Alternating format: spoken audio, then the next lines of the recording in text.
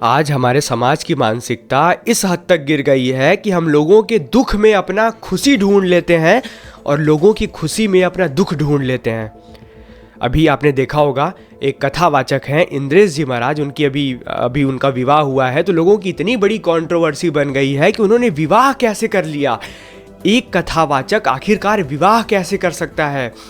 जो कथावाचक व्यासपीठ पर बैठकर ये ज्ञान देता है कि मोह माया छोड़ दो, ये सारी चीज़ें व्यर्थ हैं, विवाह करना व्यर्थ है, तो वो स्वयं विवाह कैसे कर सकता है? आखिर एक कथावाचक होकर इतने महंगे महंगे होटलों में विवाह कैसे कर सकता है, शादियां कैसे कर सकता है, इतने महंगे पर्स लेकर कैसे घूम सकता है, इतने महंगे चश्मे कैसे पहन सकता है, वो क्यों कर सकता है ये सब? अब ये जो लोग भी ऐसी बातें करते हैं कथावाचकों के बारे में और भी विभिन्न प्रकार की बातें करते हैं, इनसे बड़ा सनातनी आपको कोई नहीं मिलेगा। ये इतने बड़े सनातनी हैं कि सनातन धर्म में कमियां निकालने में और लोगों में कमियां निकालने में अपने आप को कूल समझते हैं, अपने आप को गर्वान्वित महसूस करते हैं। और ये वही लोग हैं जो अपने लिए वकील बनते हैं और दूसरों के लिए जज बन जाते हैं। दूसरों के लिए फैसला सुनाने में इनको एक सेकंड भी नहीं लगता और अपने लिए ये खुद के लिए वकील बन जाते हैं कि हम इस दुनिया में परफेक्ट हैं, हमसे परफेक्ट इस दुनिया में कोई नहीं है। ये वही लोग हैं जो अपने जीवन का एक दिन तो छोड़ो, एक घंटा भी कथा में व्यतीत नहीं किए होंगे। ये पूरी कथा इन्होंने कभी सुनी ही नहीं होगी और इन्हें आधे लोग को तो यही नहीं पता होगा कि इंद्रेश जी महाराज हैं कौन। और आज आप सोशल मीडिया में देखेंगे तो आधे से ज्यादा लोग ये निर्णय लेने में सक्षम हैं कि कौन गलत है और कौन सही है। अब आप सुनिए कि कथावाचक कौन होते हैं, व्यासपीठ क्या होता है और इसका महत्व क्या होता है। व्यासपीठ का अर्थ होता है महर्षि वेद व्यास जी का आसन। पीठ का मतलब होता है आसन, व्यास का मतलब होता है महर्षि वेद व्यास जी, जिन्होंने हमारे पूरे पुराणों को, वेदों को लिपिबद्ध किया, यानी कि उन्होंने लिखा था। महर्षि वेद व्यास को ऋषि कृष्ण द्वैपायन के भी नाम से जाना जाता है और ये वही ऋषि हैं जो वेदों के पार्टीशन किए, यानी कि वेदों को 4 भागों में विभक्त किए। पहले हमारे पास वेद सिर्फ एक थे, लेकिन उन्होंने कलयुग के अनुसार, कलयुग की भावनाओं को, कलयुग की मानसिकता को देखते हुए वेदों को 4 भागों में विभाजित किया ताकि वेद को कंठस्थ करना और उसे समझना आसान हो जाए। और महर्षि वेद व्यास जी को सबसे बड़ा ज्ञानी माना जाता है।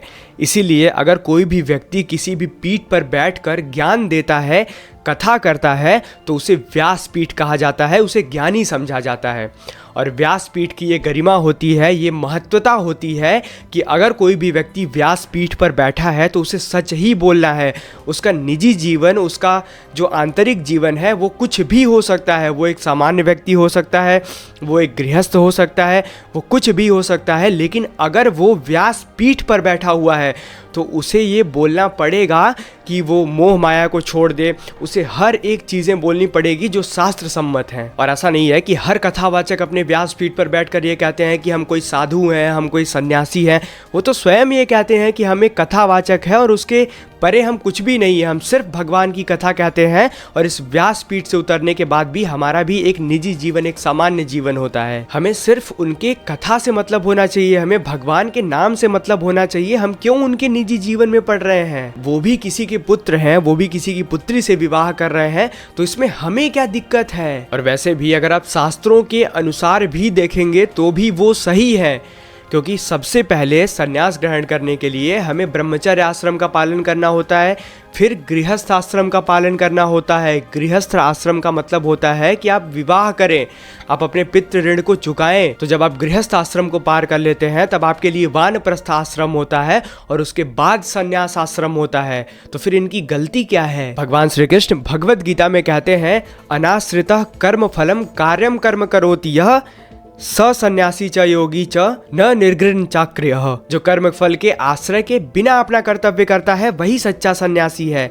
केवल गृहस्थ का त्याग करने वाला सन्यासी नहीं होता है। जो लोग भी व्यासपीठ पर बैठकर कथा सुनाते हैं, जरूरी नहीं है कि वो एक सन्यासी ही हो, उन्होंने अपना गृहस्थ त्याग कर चुके हों। अगर आप प्राचीन उदाहरण भी लें तो महर्षि याज्ञवल्क्य, जो कि बृहदारण्यक उपनिषद के प्रचंड विद्वान माने जाते हैं, वेदों के प्रचंड विद्वान माने जाते हैं, उनका भी विवाह हुआ था। यहाँ तक कि जिस व्यासपीठ की हम बात कर रहे हैं, महर्षि वेद व्यास जी के भी एक पुत्र थे जिनका नाम था सुखदेव। यहाँ तक कि अत्रि, वशिष्ठ, गौतम सप्तऋषियों का भी विवाह हुआ था। क्या आप इन वैदिक ऋषियों को भी ढोंगी कहेंगे?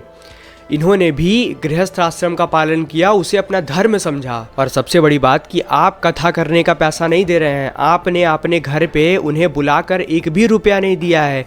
ये जो लोग भी कथा करने का उनको पैसा देते हैं, उनकी इच्छा होती है, वो कथा सुनना चाहते हैं, इसलिए वो पैसे देते हैं।